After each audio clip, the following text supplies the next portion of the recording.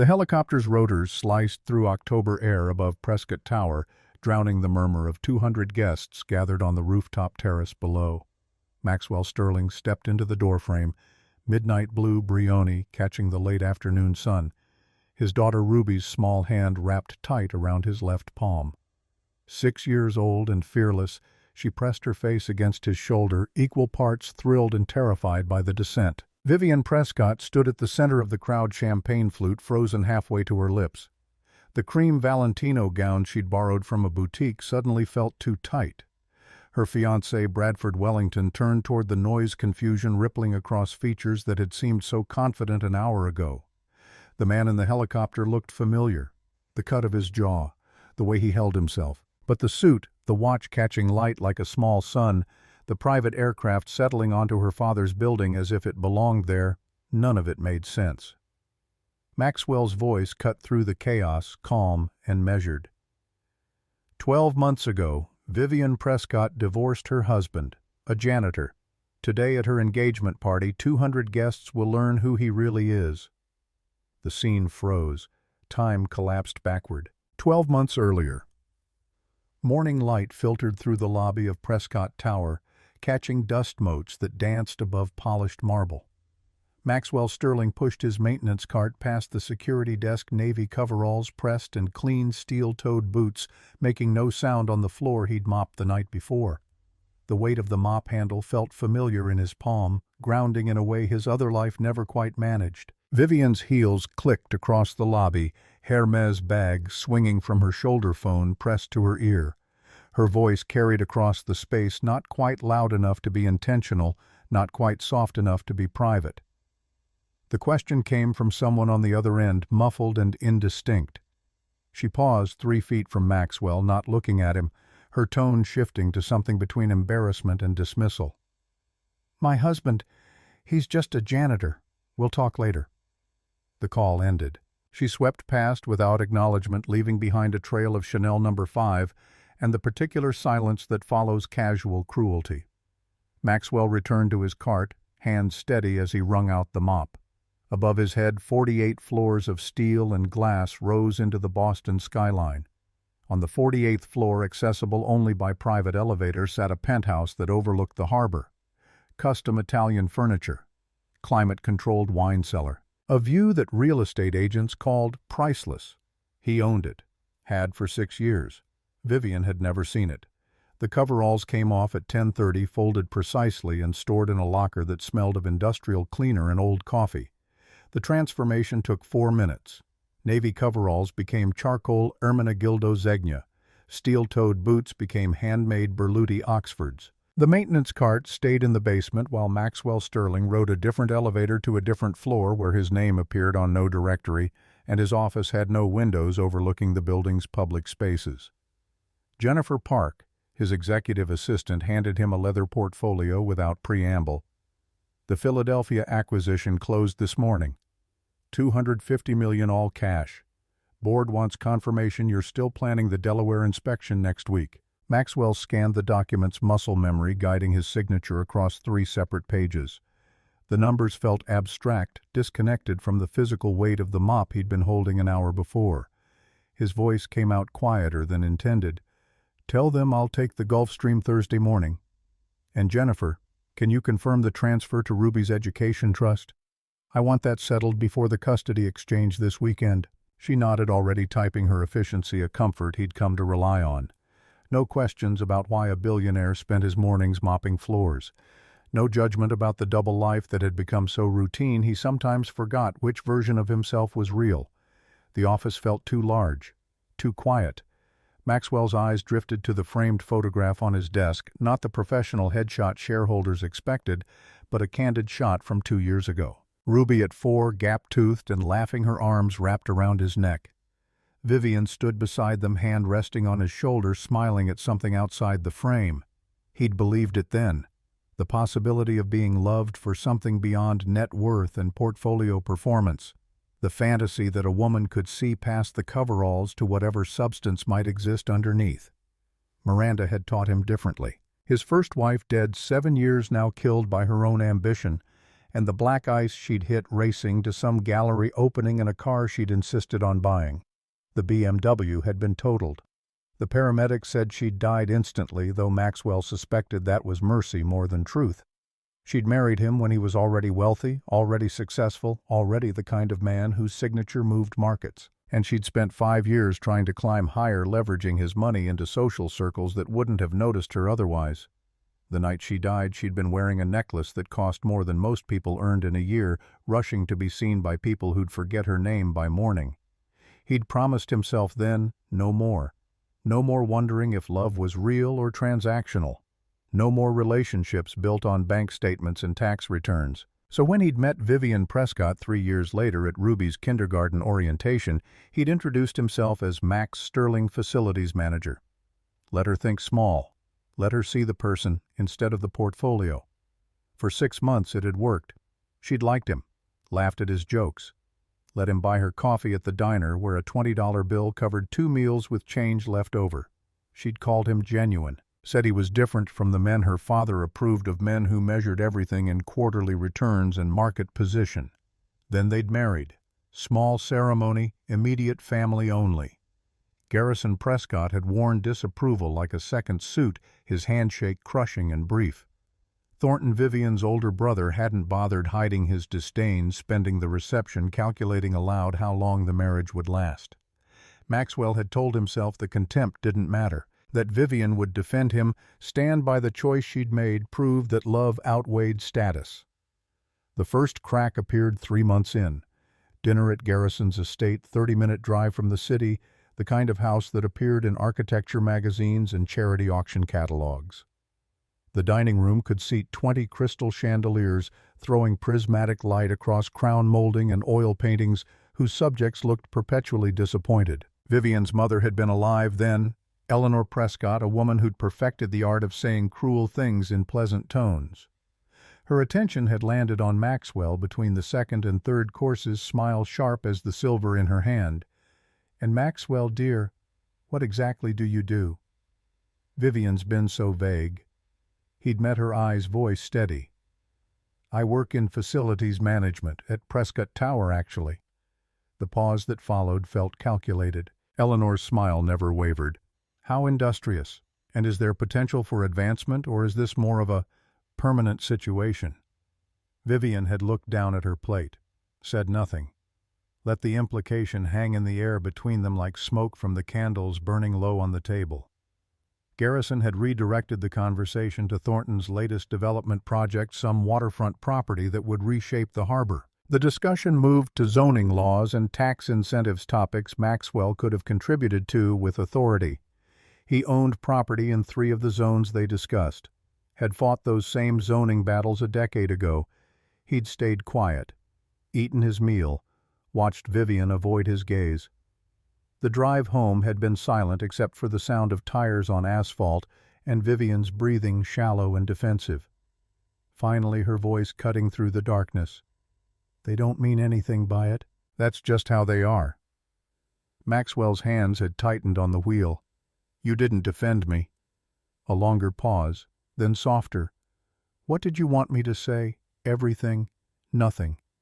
The truth she didn't know, and he couldn't tell without destroying the test he'd set for both of them. The silence had followed them home. 6 months later, Vivian stopped wearing her wedding ring to family functions, said it was easier, less questions. Her friends from college women who'd married investment bankers and corporate attorneys started asking why she'd settled. The word appeared more frequently in her vocabulary, attached to his name like a diagnosis. Maxwell kept mopping floors, kept signing acquisition papers in his private office, kept watching the woman he'd married transform into someone who measured love in tax brackets and real estate holdings. Ruby turned 5, started kindergarten, asked why Mommy seemed sad all the time. He didn't have an answer that made sense to a 5-year-old. Wasn't sure he had an answer that made sense to himself. The affair started in spring. Maxwell didn't catch them so much as notice the change.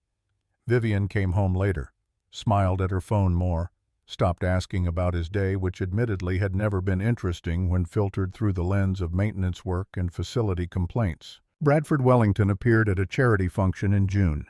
Venture capitalist Vivian explained, introducing him with a brightness Maxwell hadn't heard in her voice for months.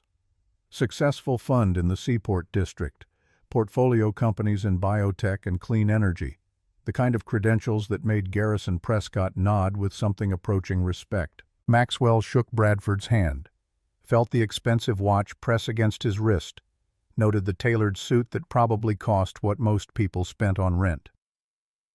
Bradford's grip was firm, competitive, the handshake of a man who'd learned to dominate every social interaction. The smile that followed felt rehearsed. "Vivian tells me you work at her father's building. Facilities right, important work. Someone's got to keep the lights on." The condescension was artful, polite enough to deny if challenged, clear enough to land exactly as intended. Maxwell had smiled back, equally polite. "Someone does. And you're in venture capital? Must be interesting betting other people's money on unproven ideas." Bradford's expression had flickered just for a moment. Then the professional mask returned. "Well, when the ideas pay off, everyone wins. That's the beauty of capitalism." They'd moved on to other conversations, other people. But Maxwell had watched Vivian orbit Bradford for the rest of the evening, laughing at his stories, touching his arm with an ease she hadn't shown her husband in months. He'd known then. Not suspected. Known. The decision to stay quiet had been deliberate. Let it play out. See how far she'd go. Test whether any part of their marriage had been real or if the entire foundation had been rotten from the start. 3 weeks later, Maxwell came home early. Ruby was with his sister for the weekend, some cousin's birthday party in Providence. The apartment they shared, modest by Vivian's standards, though Maxwell owned the building, sat quiet in the August heat. He heard them before he saw them. Vivian's laugh, slightly drunk, coming from the bedroom. Bradford's voice, lower, confident, saying something Maxwell didn't bother trying to parse. He'd stood in the hallway for 30 seconds, long enough to be certain, long enough to feel the last thread of whatever they'd had together snap clean. Then he'd turned around. Left. Spent the night at his real home, the penthouse Vivian had never seen, staring at the harbor and trying to remember why he'd thought hiding his wealth would protect him from the same betrayal Miranda had taught him to expect. Ruby called the next morning, voice bright and oblivious. "Daddy, we had cake, and Aunt Sarah says maybe we can get a puppy. Can we get a puppy?" Maxwell had promised to think about it, which was what he always said when he meant yes, but needed time to figure out logistics. After they hung up, he'd sat with the silence and made his decision. No confrontation, no dramatic revelation, just clean separation. Let Vivian have what she wanted. Let her believe she'd upgraded. And when the time was right, when she'd committed fully to the narrative she was building, then she'd learn what she'd actually traded away. The divorce papers arrived on a Monday, hand-delivered by a lawyer from Garrison Prescott's firm, a young associate who couldn't quite hide his smirk as he explained the settlement offer. $50,000. Vivian's attorney had calculated it based on Maxwell's stated income as facilities manager, added a small premium for the inconvenience of dissolving a short marriage. The associate laid out the terms with barely concealed satisfaction. "My client believes this is more than fair compensation for your time. Sign today and we can have this finalized within the week." Maxwell had read through the documents carefully, noted the clauses designed to prevent him from claiming any portion of Prescott family assets. The custody arrangement for Ruby joint, with Vivian maintaining primary residence. The list of shared property which amounted to furniture they'd bought together and kitchen appliances from their wedding registry. When he looked up, his voice carried no anger. "I don't want the money. Just joint custody. Equal time with Ruby. The rest, keep it." The associate had blinked momentarily, thrown, "Mr. Sterling, I should advise you that $50,000 is a generous offer. If you refuse, we can certainly negotiate downward." Maxwell had signed where indicated his signature, quick and practiced. "I'm not negotiating. I don't want anything except time with my daughter. Make sure that's in the final agreement." He'd walked out before the associate could recover, leaving behind the check and the illusion that poverty had made him grateful for scraps. Garrison Prescott threw a party that weekend. Celebration of Vivian's freedom, though he'd dressed it up as a late summer garden party. Maxwell heard about it from Ruby, who'd been there confused about why Mommy's family was so happy about the divorce.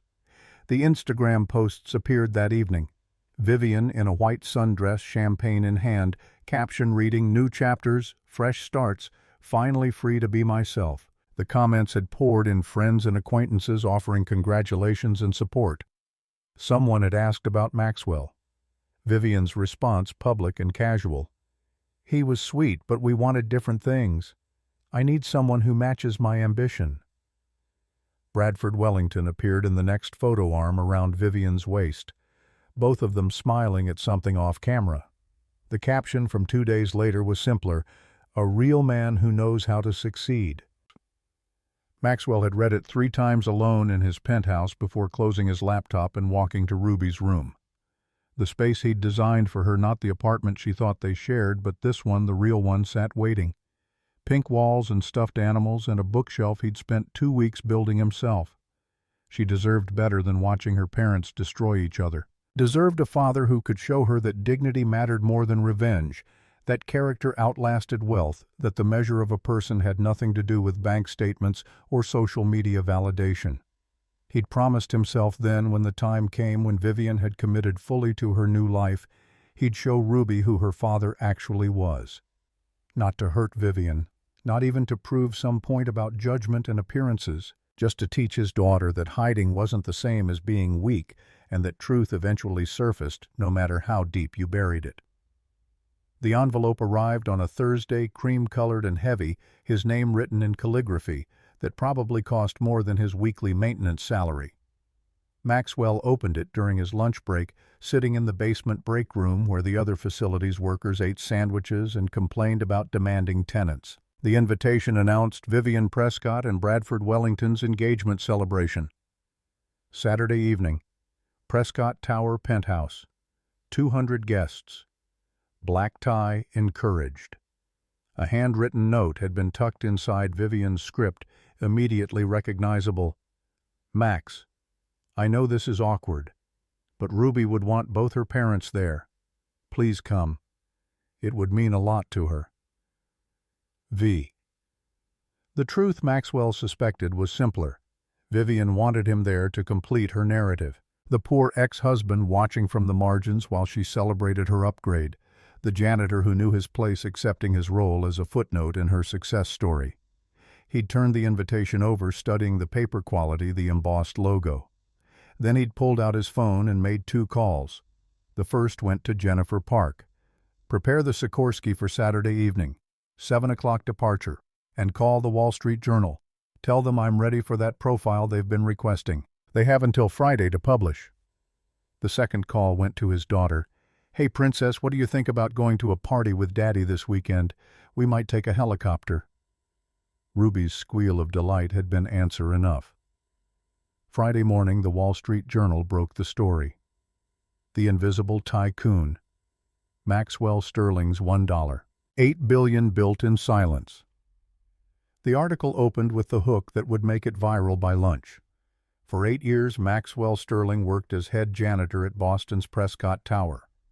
What the building's owners didn't know, Sterling owned 40% of the property through a network of shell companies, and his personal net worth exceeded $1.8 billion. The piece detailed his career. MIT at 20, early success in software that he'd sold for 8 figures. Strategic investments in real estate and emerging technology. A pattern of buying into properties while working there under assumed roles. The writer had called it the most elaborate test of character in modern business history.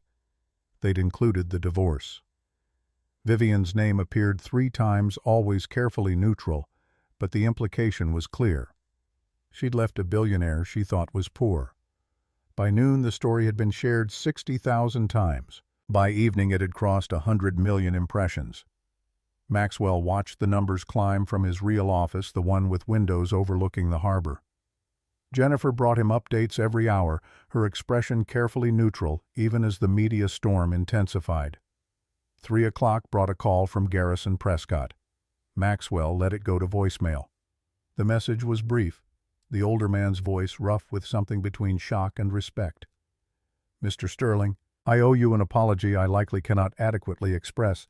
What we did, what I allowed, there are no words. If you're willing, I'd like to speak before tomorrow's event. If not, I understand. Maxwell deleted it without responding. 4:30 brought a text from Thornton Prescott Vivian's brother. 3 words, "You own 40%. Maxwell didn't reply to that either. 5:15 brought silence from Vivian. No call, no text. No acknowledgement that her entire understanding of her marriage had just detonated across major media. He imagined her reading the article, seeing his net worth spelled out in numbers that dwarfed her father's real estate empire, understanding perhaps for the first time exactly what she'd walked away from. Then he closed his laptop and went to pick up Ruby. She was waiting at his ex-sister-in-law's house, backpack already packed for the weekend. 6 years old and completely unaware that her father's face was currently trending on 3 continents. The drive back to his penthouse, the real one, the one he was finally going to let her see, took 20 minutes through Friday traffic. Ruby chattered about school, about the science project on butterflies, about whether they could go to the aquarium again soon because she wanted to see the jellyfish. Maxwell let her talk, his hands steady on the wheel, his mind already moving through the next day's choreography. The helicopter landing, the entrance, the moment Vivian's carefully constructed narrative collapsed under the weight of truth she'd refused to see. Not revenge.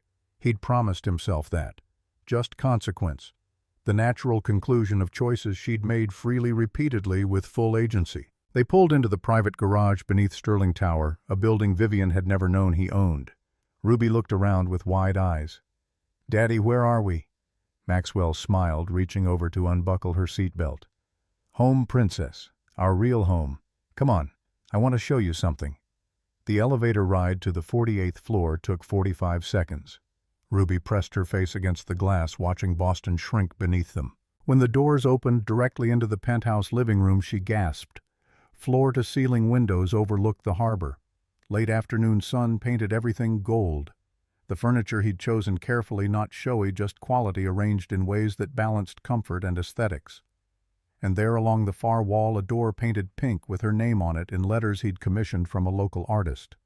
Ruby ran toward it, then stopped, looking back. Is this where you really live?" Maxwell nodded, throat tight. "This is where we really live. Every other weekend, remember, I was just waiting for the right time to show you."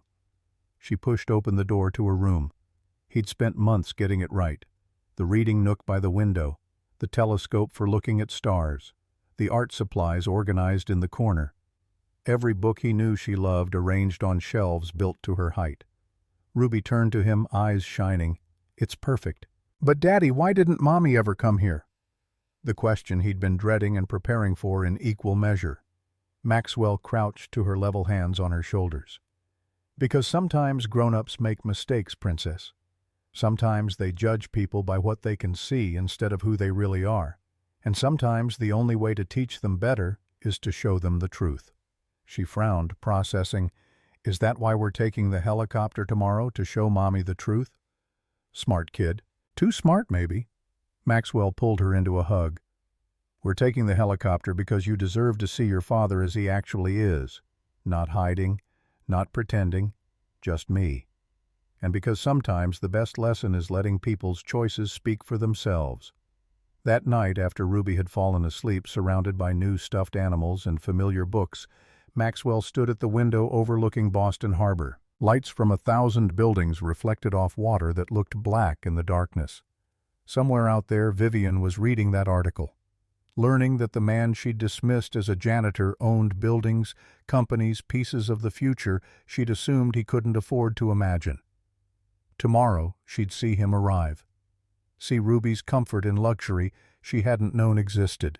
See 200 guests recognize the truth Vivian had been too blind to notice. And Maxwell would walk away, not in triumph, just in the quiet certainty that dignity outlasted humiliation, that character mattered more than wealth, and that the best revenge was simply existing honestly while other people lived with the consequences of their own contempt.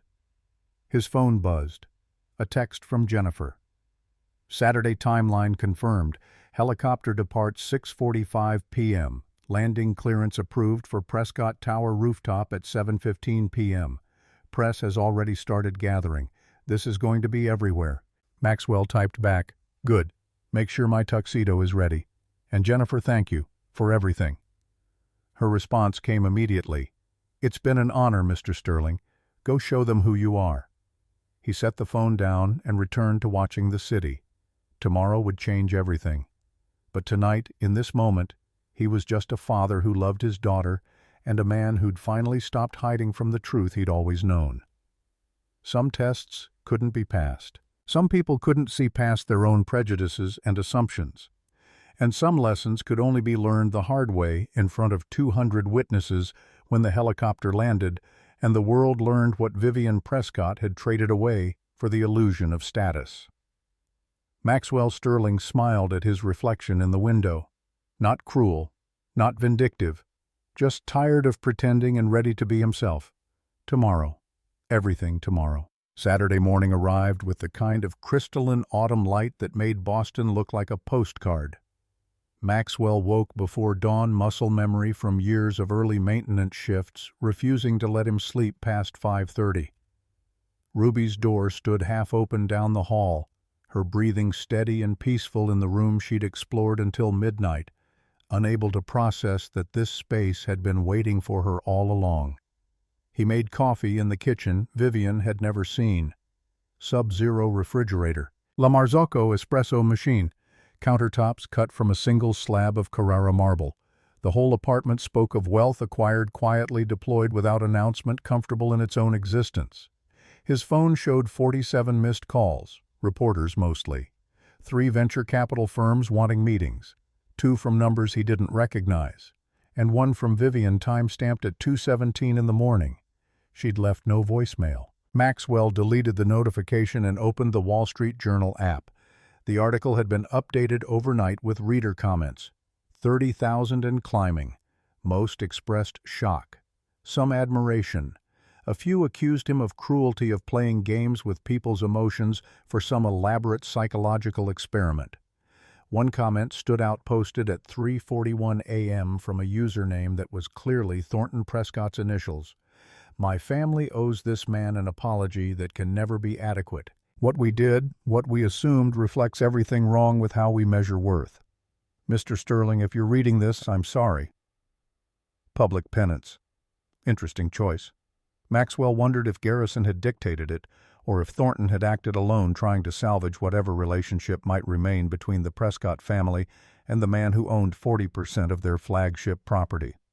Ruby emerged at 7, hair sleep-tangled, wearing pajamas with cartoon astronauts. She padded across the hardwood and climbed into his lap without asking the way she used to before the divorce made everything complicated. Her voice came out small. "Daddy, are people going to be mad at you today?" Maxwell set down his coffee, wrapping both arms around her. "Some might be, but that's okay. Sometimes telling the truth makes people uncomfortable, especially when they realize they were wrong about something important." She twisted to look up at him. "Were you telling the truth when you were a janitor, or are you telling the truth now?" The question cut deeper than she knew. His answer came carefully. "Both are true, Princess. I really did clean floors and fix broken things. I just also happened to own the building while I was doing it. People aren't just one thing. They're lots of things all at once." Ruby considered this with the seriousness she brought to important problems. "So, at the party tonight, you're going to be both the janitor and the rich person." Maxwell smiled despite the weight pressing against his chest. "Tonight I'm just going to be myself. No hiding, no pretending, just Dad. Is that okay?" She nodded, then wriggled free and headed toward her room. "I'm going to wear my blue dress. The fancy one Aunt Sarah got me for my birthday. If we're going to a party in a helicopter, I should look nice." The simplicity of childhood logic. Maxwell envied it. Jennifer called at 9 with updates. The Sikorsky had been detailed and fueled. The pilot had filed the flight plan. News crews were already setting up outside Prescott Tower, having gotten wind that something significant was happening at the engagement party. Her voice carried a note of concern. "Sir, are you certain about this? The media presence is going to be intense. We could arrange a more private arrival." Maxwell cut her off gently. "The whole point is transparency, Jennifer. I spent 8 years hiding. Tonight I stop. Whatever happens, happens publicly." A pause on her end. Then, understood. Your tuxedo is being delivered at 4. Car service will pick you up at 6:30. And sir, for what it's worth, I think what you're doing takes remarkable courage. After they hung up, Maxwell spent an hour going through Ruby's custody paperwork. The agreement Vivian's lawyers had drafted gave her primary residence but guaranteed him equal time. Alternating weekends, split holidays, summer weeks negotiated year by year. Everything would change now. Vivian would want to renegotiate, probably claim he'd lied about his financial situation, argue that the custody arrangement had been based on false pretenses. Let her try. His lawyers were better, more expensive, and armed with the truth that Vivian had never bothered to investigate. Any judge would see who'd been honest and who'd made assumptions. Ruby appeared in the doorway, already dressed, the blue dress slightly wrinkled, but her face determined. Can we practice? For tonight, I don't want to do the wrong thing. Maxwell stood extending his hand formally. Miss Sterling, may I have this dance? She giggled and took his hand.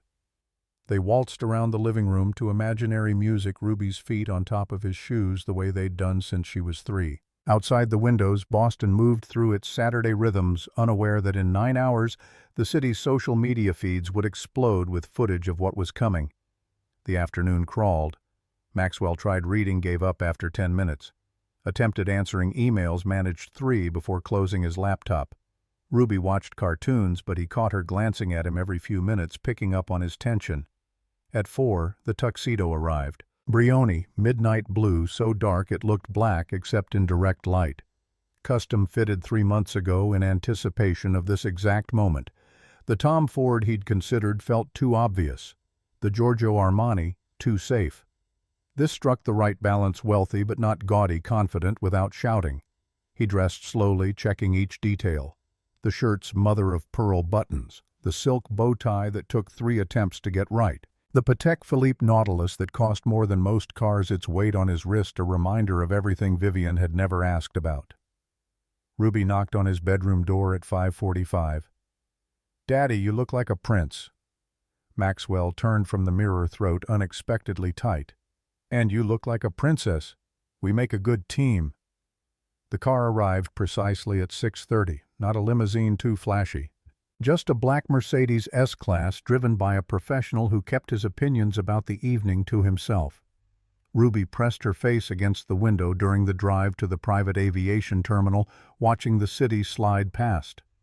The Sikorsky S-76 waited on the tarmac rotors, still cabin lights glowing warm against the dusk. The pilot, David Chen Maxwell, caught himself remembering the instruction to avoid that surname. The pilot, David Reeves, stood beside the aircraft in pressed uniform, headset in hand. He offered a professional nod. Mr. Sterling, Mrs. Sterling, weather's perfect for flying. Should be a smooth ride to Prescott Tower. Ruby's eyes went wide at the helicopter's size. She'd flown commercial before, but this was different. Private, powerful. The kind of machine that announced arrival rather than requesting permission.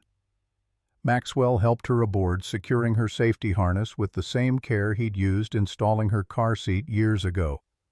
The leather seats smelled new. The cabin featured cream upholstery and walnut accents, subtle luxury that whispered rather than screamed. Reeves went through his pre-flight checks while Maxwell and Ruby settled in. Through the window, the aviation terminal's lights began to blur as the rotors spun up, building from whisper to roar. Ruby grabbed Maxwell's hand, equal parts excited and nervous. The helicopter lifted smoothly, Boston dropping away beneath them. The harbor spread out to their right, water catching the last of the sunset. Ruby pressed against the window, fear forgotten in wonder. Maxwell's phone buzzed. A text from an unknown number. I know what you're doing. I know why. You have every right. But please, for Ruby's sake, don't make it worse than it has to be. G. Garrison Prescott. Using a number Maxwell didn't have saved, probably hoping that would get the message read. Maxwell typed back, I'm not making anything worse. I'm just showing up as myself. What happens next is consequence, not revenge. No response came. The flight took 18 minutes. Maxwell watched the city transform from ground-level chaos to aerial-patterned streets and buildings arranging themselves into the grid that made sense only from above. Somewhere down there, Vivian was preparing for her engagement party, choosing jewelry, adjusting her dress, believing the evening would unfold according to script. Ruby's voice cut through his thoughts. "Daddy, are you scared?" Honest answer. "A little. Change is always scary, even when it's the right thing." She considered this. "But you're brave anyway." Maxwell squeezed her hand. "Being brave doesn't mean not being scared. It means doing what's right even when you're terrified." The words felt like the kind of thing he should remember, the kind of wisdom that sounded better than it felt. Prescott Tower came into view at 7:12. The building rose 46 stories, its glass facade reflecting the darkening sky. On the rooftop, Maxwell could see the party in full swing. White tents, string lights, clusters of people holding champagne flutes, their faces too distant to distinguish. Reeves's voice crackled through the headset. "Mr. Sterling, we have clearance for rooftop landing. ETA 3 minutes. Air traffic control reports news helicopters maintaining distance per FAA regulations." Maxwell glanced out the window. Sure enough, 2 smaller helicopters orbited at safe distance, cameras pointed their direction. The media circus had begun. Ruby gripped his hand tighter. "Everyone's going to watch us land." He managed a smile he didn't quite feel. "Looks like it. You still okay with this?" She nodded, jaw set with determination that reminded him painfully of Miranda. His first wife had that same stubborn courage, though she'd deployed it chasing the wrong things. The Sikorsky banked, beginning its descent. Through the window, Maxwell could see individual faces now, guests turning toward the sound of rotors. Confusion rippling through the crowd, someone pointing, others pulling out phones, and there, near the center of the rooftop terrace, stood Vivian. Even from this distance, even through the helicopter's window and the chaos of descent, he recognized her. The way she held herself, the tilt of her head. She was looking up, one hand raised to shield her eyes from the rotor wash, her expression unreadable. Bradford Wellington stood beside her, champagne glass frozen halfway to his lips. Garrison Prescott had moved to the edge of the crowd, hands clasped behind his back, face grave. Thornton stood slightly apart, phone in hand, probably already texting someone about what was unfolding. The Sikorsky touched down at 7:15 exactly. The rotors began their slow deceleration, volume dropping from roar to hum. Through the window, Maxwell watched 200 faces staring at the aircraft, trying to process who would arrive by helicopter at an engagement party. Reeves unbuckled and moved to open the cabin door. "Welcome to Prescott Tower, Mr. Sterling." The words carried weight beyond their literal meaning. This was it. The moment everything changed. The test concluded. The truth revealed. Maxwell unbuckled Ruby first. Checking her dress was straight, her hair not too windblown. She looked up at him with complete trust. "Ready, Daddy?" "No." "Yes, it didn't matter. They were here." He stepped out first, offering his hand to help Ruby down. The rooftop terrace stretched before them, string lights creating false daylight. The crowd frozen in various stages of shock and confusion. Someone had killed the music. The silence felt enormous. Ruby's small hand wrapped around his, and together they walked toward the party, each step measured, deliberate. Maxwell kept his expression neutral, not smug, not angry, just present. The crowd parted, not consciously, just the automatic yielding that happened when people didn't know how to process what they were seeing. The midnight blue tuxedo caught the light. The Patek Philippe glinted on his wrist. Ruby's blue dress fluttered in the rotor wash, still dissipating behind them. And Vivian stood 10 feet away, face drained of color, champagne flute trembling in her grip. Maxwell stopped, made eye contact, let the moment stretch. Her voice came out barely audible. "Max!" The question carried everything. Confusion, disbelief. The beginning of understanding that something fundamental had shifted. Maxwell's response was quiet, meant only for her. "Hello, Vivian. Thank you for the invitation." Ruby was excited about the helicopter ride. Beside Vivian, Bradford Wellington had gone pale. His eyes darted between Maxwell the helicopter and the crowd pulling out their phones. Someone near the back muttered loud enough to carry weight. "Is that the guy from the Journal article?" The whisper spread. Maxwell watched recognition ripple through the gathering like wind through wheat. Phones appeared everywhere, some filming, some frantically Googling, some already posting to social media with hashtags that would trend within the hour. A woman in her 60s approached diamond necklace catching light, her face showing the careful curiosity of someone who'd learned to navigate social complexity. "I'm sorry you're Maxwell Sterling." The investor. Maxwell turned to her polite. "I am." "And you are?" She extended her hand slightly starstruck. "Catherine Ashford. My husband and I read the Wall Street Journal piece this morning. Remarkable story. I had no idea you'd be here tonight." Vivian made a sound that might have been a laugh or a sob. Bradford's hand on her arm looked more like steadying than support. Catherine continued, oblivious or uncaring about the tension. "You worked here in this building as maintenance staff." Maxwell nodded. 8 years. Head janitor. I enjoyed it. Kept me grounded. The understatement drew chuckles from people close enough to hear. Someone else pushed forward, young man in expensive suit voice, carrying the eagerness of someone sensing opportunity. "Mr. Sterling, Marcus Pemberton, Pemberton Capital. I'd love to discuss investment opportunities." Garrison Prescott materialized beside Maxwell, his presence cutting off the young man mid-pitch. "Marcus, this is an engagement party, not a networking event. Mr. Sterling is a guest." The older man's eyes met Maxwell's, communicating something complex. Apology, respect, recognition of power dynamics that had inverted overnight. Maxwell acknowledged him with a slight nod. "Mr. Prescott, congratulations on your daughter's engagement." The words landed deliberately formal, not warm, not hostile, just factual. Garrison's jaw tightened. "Thank you, and thank you for attending. I wasn't certain you would." Ruby, who'd been silent through the exchanges, suddenly tugged Maxwell's hand. "Daddy, I need to use the bathroom." Vivian moved without thinking, maternal instinct overriding shock. "Ruby, sweetheart, come with me. There's one inside." She stopped mid-sentence, realizing what she'd almost done.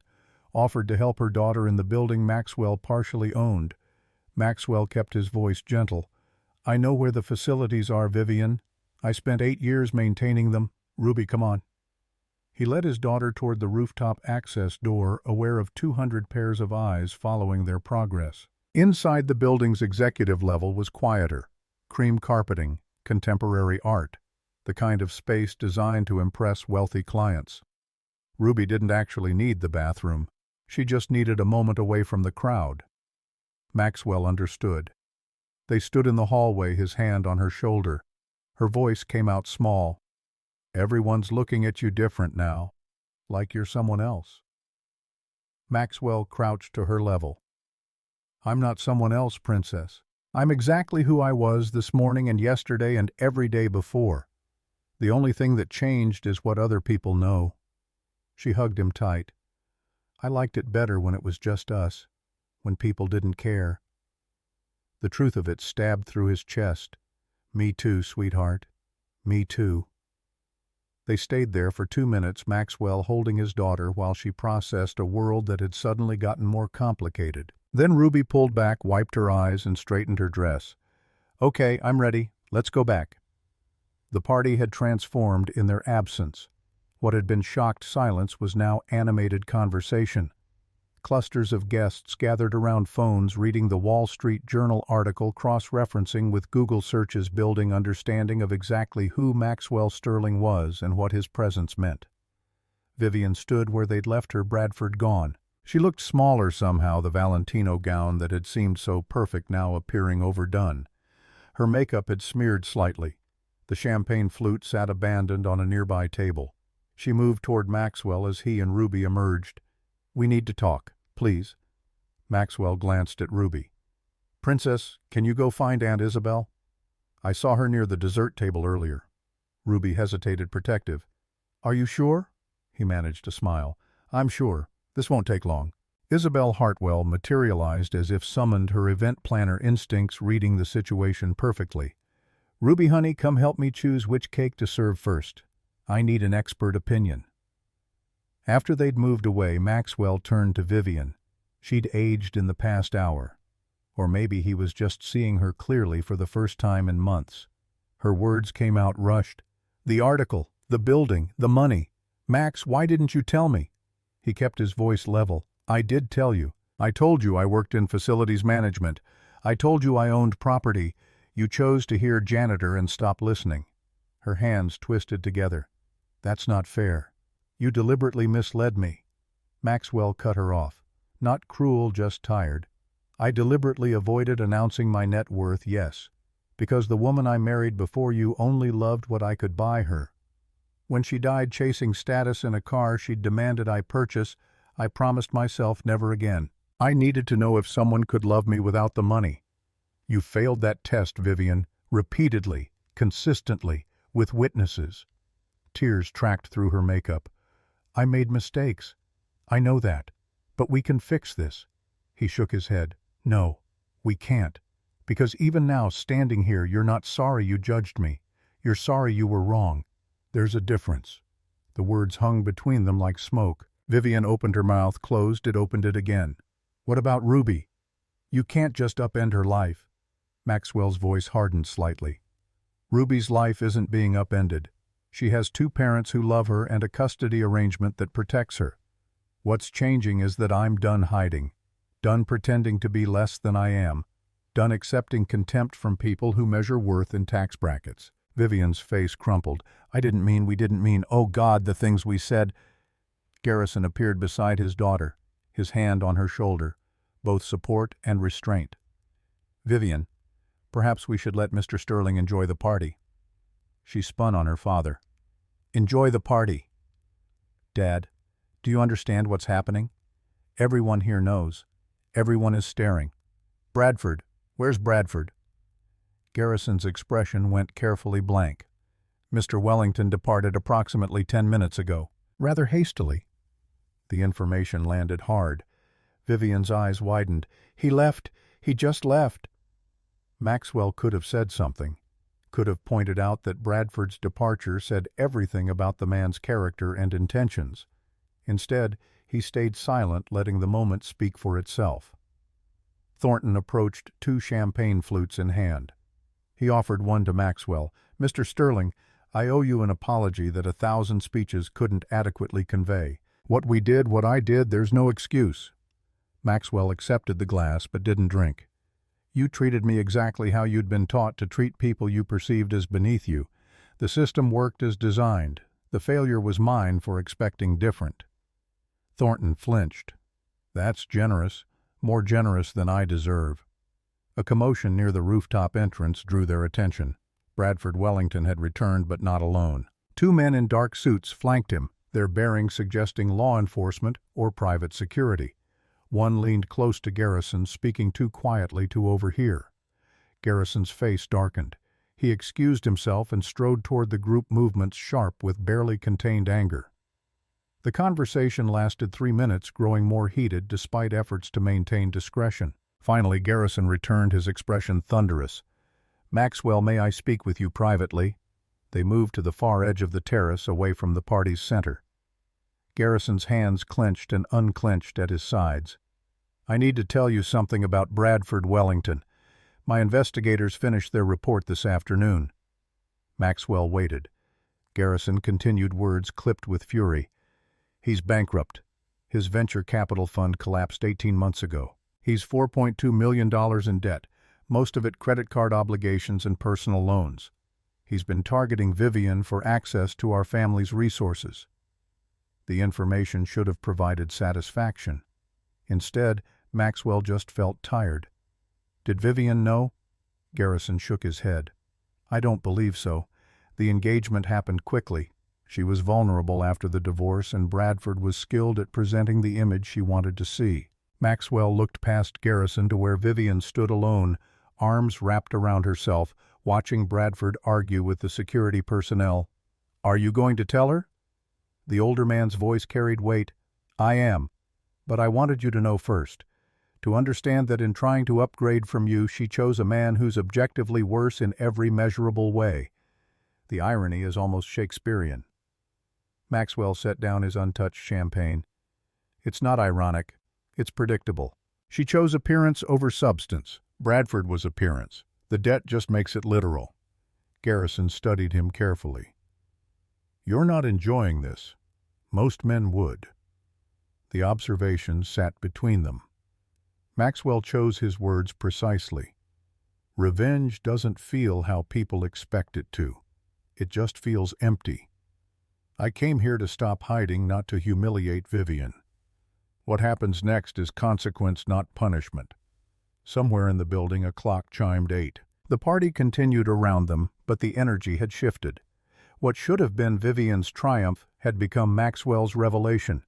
Social media had already made the story viral. By morning, it would be national news. Ruby reappeared with Isabel chocolate on her face.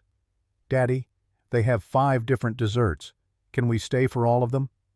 Maxwell smiled despite everything. "We can stay as long as you want, Princess." But his eyes were already tracking toward the exit, calculating departure, ready to leave this chapter closed. The confrontation came 15 minutes later, erupting from the crowd like pressure finally breaching containment. Bradford Wellington pushed through clusters of guests, his face red with alcohol and rage, finger jabbing toward Maxwell. "You planned this. You orchestrated this whole thing to humiliate her." Maxwell stood his ground, Ruby safely beside Isabel 10 feet away. His voice remained calm. "I accepted an invitation to a party. What happened after that was inevitable." Bradford closed the distance close enough that Maxwell could smell whiskey beneath expensive cologne. "Bullshit. You hid who you were, played some sick game, and now you're parading your wealth like some kind of—" Garrison's hand landed on Bradford's shoulder, grip firm. "That's enough, Wellington. You're drunk and you're embarrassing yourself." Bradford spun, nearly losing his balance. "Embarrassing myself? You want to talk about embarrassment? Your daughter was married to a billionaire and threw him away for me. How do you think that makes me look?" The words silenced the nearby conversations. Everyone within earshot turned to watch phones raised, recording for posterity and social media engagement. Vivian's voice cut through sharp with something between pain and fury. "Bradford, stop. Just stop talking." He turned on her instead. "Why? Because you're humiliated. You should be. You had everything, and you were too stupid to see it." Maxwell moved before thinking, stepping between Bradford and Vivian. "You've said enough. Time to leave." Bradford's laugh came out ugly. "You're going to make me— the janitor playing dress-up is going to tell me what to do." Thornton materialized on Maxwell's right, Garrison on his left. The message was clear without words needing to be spoken. Bradford might have been the fiancé an hour ago, but power had shifted decisively. Bradford seemed to realize he'd lost. His shoulders sagged, rage deflating into something closer to desperation. "She doesn't love you. She never loved you. She just wants your money now that she knows about it." Maxwell's response came quiet enough that only those immediately present could hear, "I know. That's why this is goodbye." The finality in his tone registered. Bradford opened his mouth, closed it, then turned and stumbled toward the exit. No one moved to stop him. The crowd parted silently, witnesses to a man's complete unraveling. Vivian stood frozen, mascara creating dark tracks down her cheeks. When she finally spoke, her voice came out broken. "I need to sit down." Isabel guided her toward a chair near the terrace edge, away from the main party. The string quartet, which had stopped playing during the confrontation, hesitantly resumed. Conversations restarted, muted at first, then building back toward normal volume. But nothing was normal. Would never be normal again. Ruby tugged Maxwell's hand. "Daddy, can we go home now? I don't like it here anymore." He crouched to her level, smoothing hair that had come loose from its careful arrangement. "Soon, Princess. I just need to talk to a few people first. Can you be patient a little longer?" She nodded, but her eyes were tired. The evening had been too much, too fast. She was 6 years old, caught in adult drama she shouldn't have to witness. Garrison approached again, his expression grave. "Maxwell, I wonder if we might speak in my office." There are matters regarding the building ownership that require immediate attention. Maxwell understood what was really being asked. Privacy.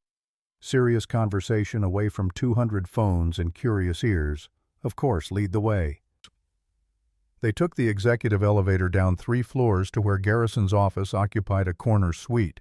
Floor-to-ceiling windows overlooked the harbor, the view nearly identical to Maxwell's penthouse perspective. The desk was mahogany, the chairs leather, the art on the walls, original pieces worth more than most people's houses. Garrison closed the door and moved to a sidebar. Scotch, I suspect we could both use one. Maxwell accepted the crystal tumbler, noting it contained Macallan 25. Expensive even by wealthy standards. Garrison wasn't being merely polite. This was respect, acknowledgement of equals. The older man settled into his chair with the exhaustion of someone who'd aged a decade in hours. I've spent the evening thinking about how to say this. There's no good way, so I'll be direct. My family and I owe you an apology that transcends words. What we did to you, the contempt we showed, the assumptions we made, it reveals character flaws I'm ashamed to acknowledge. Maxwell sipped the scotch, letting it burn.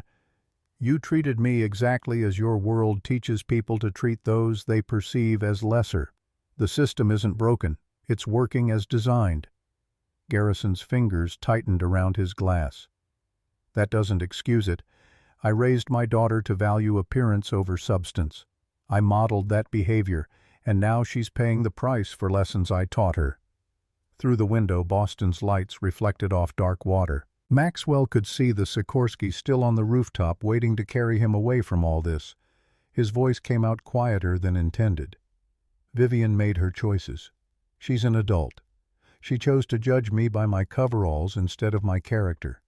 She chose to celebrate the divorce publicly. She chose Bradford. Those weren't your decisions. Garrison stood and paced to the window. You're being generous again, more generous than the situation warrants. My question is, what happens now? You own 40% of this building. My company depends on its flagship property. Are you planning to leverage that position against us? The question hung between them, weighted with implications. Maxwell could destroy Prescott Properties if he wanted, force a sale, bring in new partners, reshape the company's leadership. The power was his, earned through investments made while Garrison's family had dismissed him as help. Maxwell set down his untouched scotch. I'm not interested in revenge, Mr. Prescott. I never was. My investment in this building predates my relationship with Vivian. It's business, not personal. Your family's contempt doesn't change sound real estate fundamentals. Relief flickered across Garrison's features. Then you'll maintain your current position, not force any changes. Maxwell considered his answer carefully. I'll maintain my position as long as the building remains profitable and well managed. What I won't do is continue pretending I'm just maintenance staff. That chapter is closed. Moving forward, you'll work with me as an investor and partner, not as someone you can dismiss. Garrison extended his hand. That's more than fair. Thank you. They shook the gesture, carrying weight beyond simple agreement. Something had shifted. Not friendship, they'd never be friends, but perhaps mutual respect born from honesty finally replacing comfortable lies. A knock interrupted them. Thornton entered without waiting for permission, his expression tight. Father, we have a problem. The news crews are requesting statements. Social media is calling this the engagement party of the century. Someone leaked that Bradford is bankrupt. It's everywhere. Garrison's jaw set. Handle it. Standard corporate response. No personal details. Vivian's privacy is protected. Thornton's eyes flicked to Maxwell. They're asking specifically about Mr. Sterling, his relationship to the building, the divorce, his net worth. How much do we confirm? Maxwell stood, decision crystallizing. Confirm everything. I'm done hiding. My net worth is public record as of this morning's journal article. My ownership stake in this building is documented. The divorce is a matter of public filing. Tell them the truth. Thornton blinked. You're certain? Once we confirm, there's no walking it back. Maxwell thought of Ruby upstairs eating chocolate cake and trying to understand why her parents' world had exploded. Thought of Vivian crumbling under the weight of choices she couldn't undo. Thought of 8 years spent mopping floors while people walked past without seeing him. His voice steadied. I'm certain. The truth is simpler than hiding. After Thornton left to manage the media circus, Garrison poured himself another scotch. You're either the bravest man I've met or the most foolish. Privacy is the ultimate luxury and you're throwing it away. Maxwell moved toward the door. I threw it away when I married someone who couldn't see past appearances. This is just acknowledging what's already lost. Now, if you'll excuse me, I need to get my daughter home. The party had transformed again in his absence. What had been shock and confusion had evolved into something closer to awkward celebration. People who'd never spoken to him before now approached with congratulations, networking pitches, investment opportunities. The social calculus had recalibrated completely. Catherine Ashford intercepted him near the dessert table. Mr. Sterling, my husband and I are hosting a fundraiser next month for the Children's Hospital. We'd be honored if you'd attend as a patron. Your presence would mean so much. Maxwell kept his response polite. Send the details to my office. I'll review them. 3 more people approached with similar requests. Gallery openings, charity galas, speaking engagements. The kind of invitations that came with wealth and influence from people who'd never noticed him before. He deflected them all with practiced ease, searching the crowd for Ruby. Found her sitting with Isabel near the edge of the terrace, head resting on the event planner's shoulder, eyes drooping with exhaustion. Isabel looked up as he approached. She fell asleep about 10 minutes ago. Poor thing is completely worn out.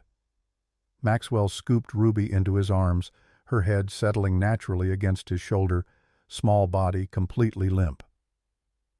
Thank you for watching her, for everything tonight. Isabel's smile held genuine warmth. She's a sweet kid. Takes after her father, I think. The words landed with unexpected impact. Maxwell nodded his thanks and turned toward the helicopter, ready to be done with this evening. Vivian materialized from the crowd blocking his path. She'd repaired her makeup, straightened her dress, pulled herself together with the kind of desperate dignity that came from being watched by hundreds. Her voice emerged barely above a whisper. Please, before you go, I need to say something. Maxwell shifted Ruby's weight. Vivian, it's late. She needs to be in bed. Her hand touched his arm, trembling. I know I have no right to ask anything, but please, 2 minutes. He hesitated, then nodded. They moved to a quieter corner while Isabel hovered protectively nearby, ready to intervene if needed. Vivian's words came out rushed, rehearsed, desperate. I was wrong. About everything. About you, about what mattered, about what I wanted. I chose appearance over substance. I chose Bradford because he looked successful, instead of you because you are successful. I failed every test you set, and I deserve everything that's happening. Maxwell kept his voice level, not unkind, but firm. I didn't set tests to punish you. I set them to protect myself. After what happened with Miranda, I needed to know if anyone could love me without the money. You couldn't. That's not a moral failure. It's just truth. Tears tracked fresh paths through her makeup. Can we try again? Now that I know, now that I understand what I had. He cut her off gently but decisively. No. Because even if you loved me now, we'd never know if you loved Maxwell the person or Maxwell the billionaire. That question would poison everything. I won't live that way again. She pressed her hands to her face, shoulders shaking. So that's it. 8 years of marriage, a daughter we share, and you're just done. Maxwell's voice softened despite himself. 8 years where you were embarrassed by my job, where your family treated me with open contempt, where you celebrated divorcing me publicly, where you chose someone else and posted about it on Instagram for the world to see. Those were your choices, Vivian. I just stopped hiding from them. The truth sat between them, undeniable and heavy. Vivian's breath came in ragged gasps as she fought to maintain composure. Maxwell continued, quieter but no less final. We'll always be Ruby's parents. We'll always have that connection. But the marriage is over. Has been for months. Tonight just made it official in a way neither of us can pretend otherwise. He started to turn away, then paused, something in him needing to offer one small piece of grace. For what it's worth, I hope you find what you're looking for. I hope you learn that worth isn't measured in job titles or bank accounts. And I hope someday you can look at people and see who they are instead of what they appear to be." Vivian didn't respond. Couldn't, perhaps. Maxwell walked past her toward the helicopter, Ruby sleeping peacefully in his arms, oblivious to the ending happening around her. David Reeves had the aircraft-ready rotors beginning their slow spin-up. Maxwell secured Ruby in her seat with the practiced ease of a father who'd done this hundreds of times, fastened her harness, adjusted the headphones that were too large for her small head. The helicopter lifted into darkness, Boston's lights spreading beneath them like scattered stars. Ruby slept through the entire flight, exhausted by the evening's emotional weight, her breathing steady and peaceful. Maxwell stared out the window, watching the city shrink and expand and shrink again as they navigated toward the private terminal. His phone buzzed constantly, messages, emails, news alerts about the engagement party that had become a viral sensation. He ignored them all. The landing came smooth and gentle. Maxwell carried Ruby to the waiting car, her body completely limp with deep sleep. She didn't wake during the transfer or the drive back to Sterling Tower or the elevator ride to the penthouse. He put her to bed, still wearing her blue dress, just removed her shoes, and pulled the covers up to her chin. She stirred briefly, murmuring something incomprehensible about helicopters and cake, then settled back into dreams that hopefully didn't include public confrontations and her mother's tears. Maxwell stood in her doorway for long minutes, watching her breathe. 6 years old and already learning that the world was complicated, that adults made mistakes, that appearances deceived, and truth hurt. He'd wanted to protect her from that knowledge. Failed, obviously. But maybe witnessing tonight would teach her something valuable. That dignity mattered more than revenge. That truth outlasted comfortable lies, that you could survive being underestimated and come out stronger for it. His phone buzzed again. This time he looked. A text from Jennifer. "Sir, you're trending on 4 continents. The video of you landing has 50 million views. Wall Street Journal wants a follow-up interview. 3 major networks requesting exclusive interviews. How do you want to handle media?" Maxwell typed back. "Standard corporate response through official channels. No personal interviews. Privacy for Ruby is non-negotiable." Another message, this one from a number he didn't recognize. "Mr. Sterling, this is Samantha Bridgewater. I teach music at Ruby's school. I wanted to reach out after tonight's events went viral. Ruby is a wonderful student. I hope you're both doing okay. No need to respond, just wanted you to know she has support at school. Best, Samantha." The message surprised him. Professional, appropriate, but with genuine warmth underneath. He saved the number but didn't respond immediately, too exhausted to process new connections. A third message from Garrison Prescott. "Thank you for your discretion this evening. Vivian is devastated but understands. Bradford has been permanently banned from all Prescott properties. Your partnership in the building remains secure. With respect, Garrison."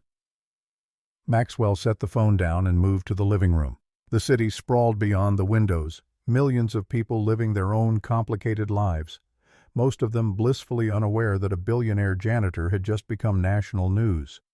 He poured himself the scotch he'd refused earlier, this time from his own collection, sat in the darkness and let the evening replay in fragments.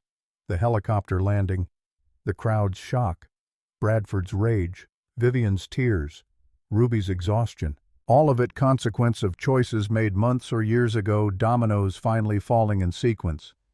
The scotch burned, going down. Maxwell closed his eyes and let himself feel everything he'd held back during the party. The old pain of Vivian's contempt. The new pain of watching her realize what she'd lost. The strange emptiness that came with vindication that brought no real satisfaction.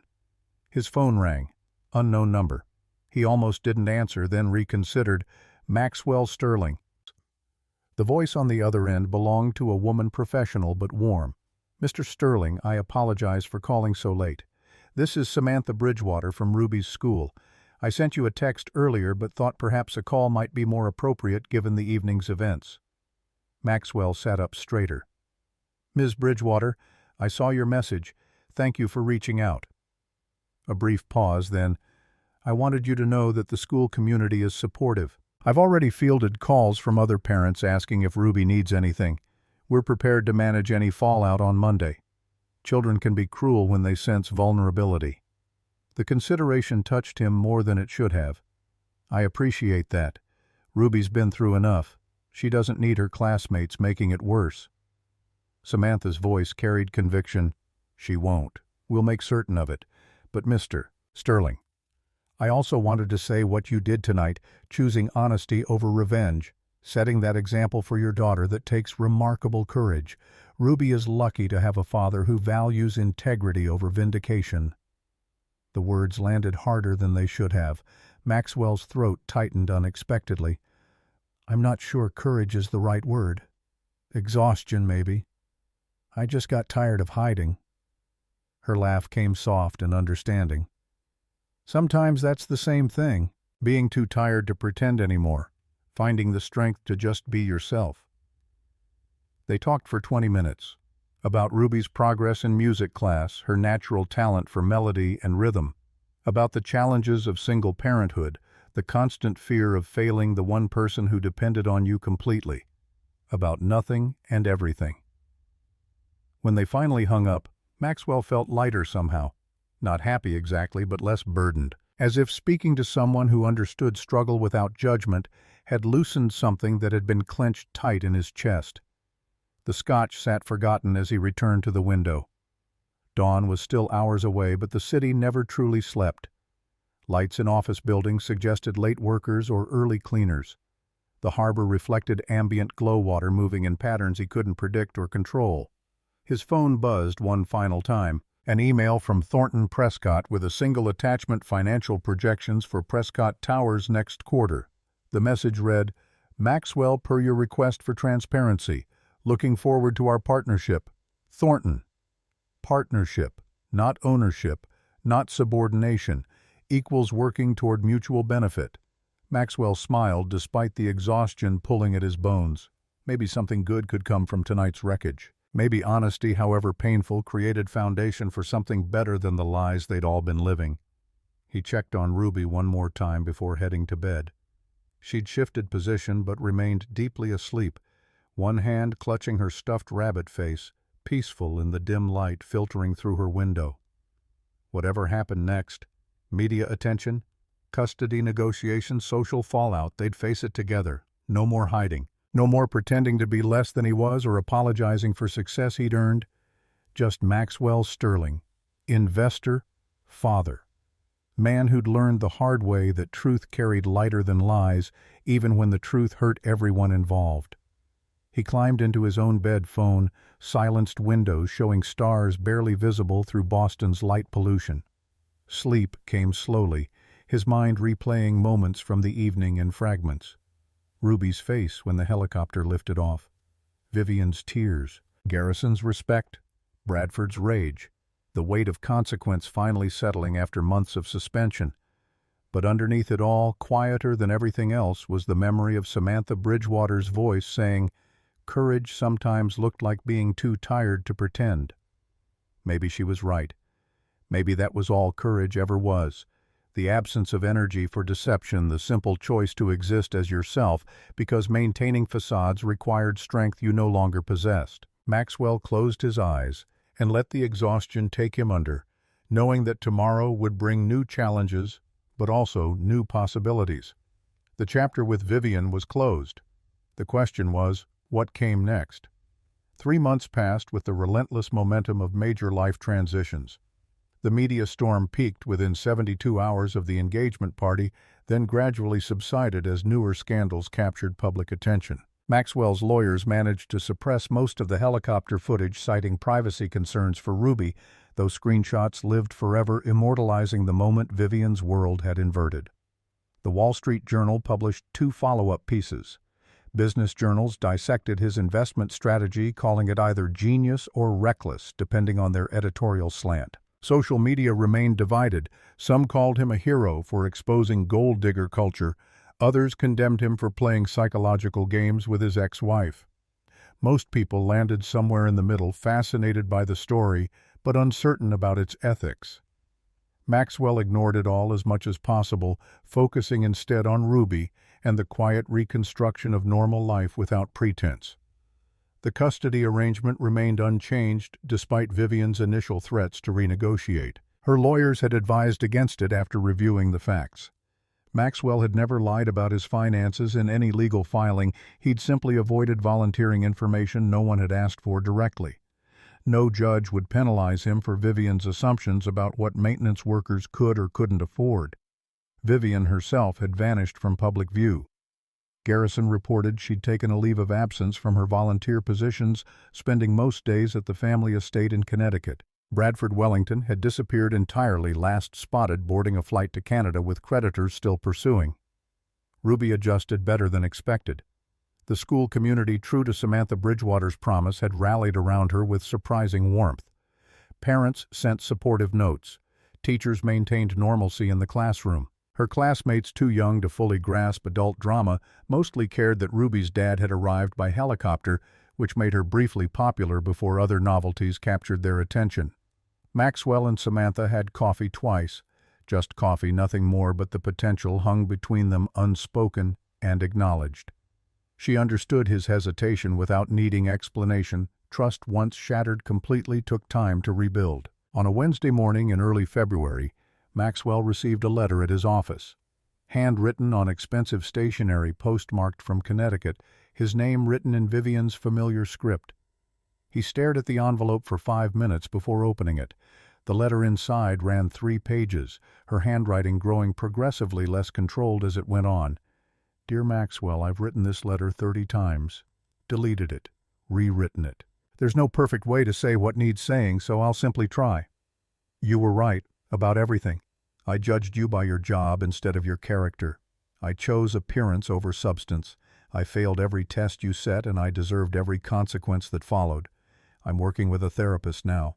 Dr. Morrison specializes in people who've built their identity on external validation.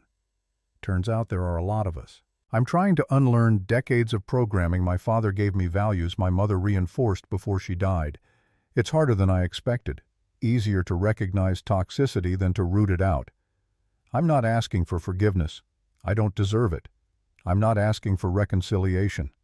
I know that possibility died the moment I posted on Instagram celebrating our divorce. I'm just asking that when Ruby gets older, when she starts asking why her parents aren't together, you tell her the truth. That her mother was shallow and foolish, but she's trying to be better. That mistakes don't have to define us forever if we actually learn from them. I hope you find someone worthy of you, someone who sees your worth without needing to be shown. You deserve that.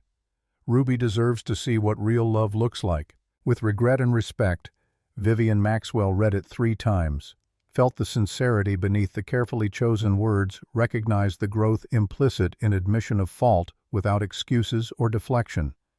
He folded the letter carefully and placed it in his desk drawer. Someday he'd show it to Ruby when she was old enough to understand. Evidence that people could change, could grow, could acknowledge their failures and genuinely try to do better. But not forgiveness. Not yet.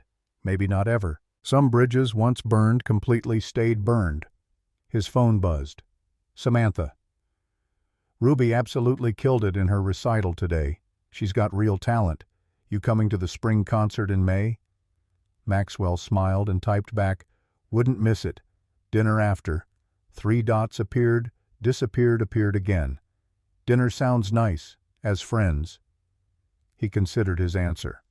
Thought about Vivian and the patterns he'd promised himself he wouldn't repeat. Thought about Ruby and the example he wanted to set about honesty and trust. Finally typed, as whatever feels right, no tests, no games, just honest. Her response came immediately, perfect, that's exactly what I was hoping you'd say. Maxwell stood and walked to his office window. 48 floors below Boston moved through its February afternoon. Snow threatened but hadn't arrived yet. People hurried along sidewalks wrapped in coats focused on their own complicated lives. Somewhere down there, people were making choices, good and bad, wise and foolish, honest and deceptive. He'd made his share of each. Hidden his wealth, tested his wife, let her fail, revealed himself publicly. The ethics remained complicated, debatable, never fully settled in his own mind. But he'd learned something valuable through it all. You couldn't control how people saw you. Could only control how honestly you presented yourself and whether you had the courage to exist without apology. He'd spent too many years minimizing achievement, pretending to be less than he was, to make others comfortable testing people who never knew they were being evaluated. That chapter was closed. Whatever came next with Samantha, or without her with Ruby, growing up in this new reality with his business partnerships and investment portfolio, he'd face it honestly.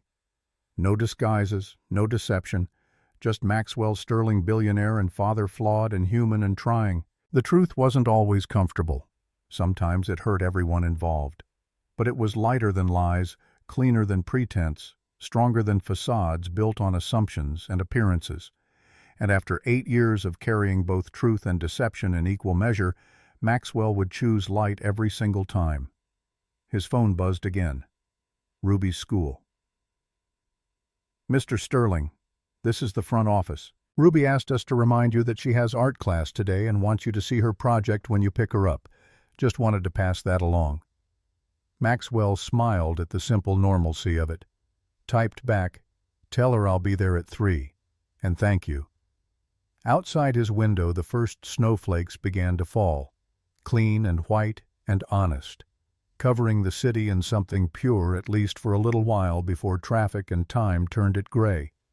But for now, in this moment, it was beautiful. Maxwell turned from the window, picked up the financial reports Thornton had sent, and got back to work. Life continued. The future waited. And for the first time in years, he was ready to meet it without hiding who he was.